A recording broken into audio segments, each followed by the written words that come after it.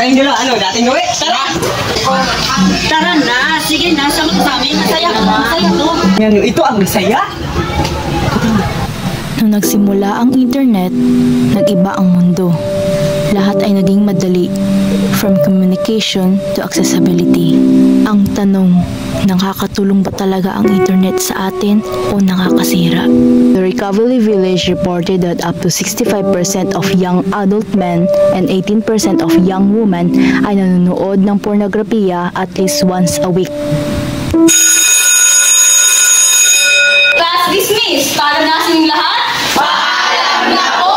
Mamanggaring! Mabuhay! Kung sino ang mahuli siya ang pangit! Hindi, kung sino mahuli siya, malilibre!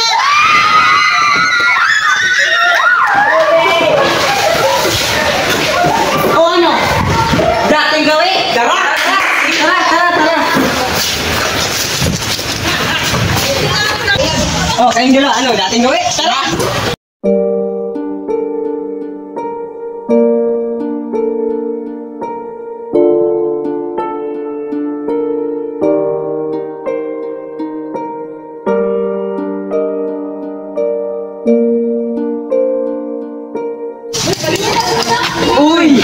Uy, di ba bago ka lang dito? Sama ka sa amin. Ayoko. Tara na, sige na, sama ka sa amin. Masaya to. Tara!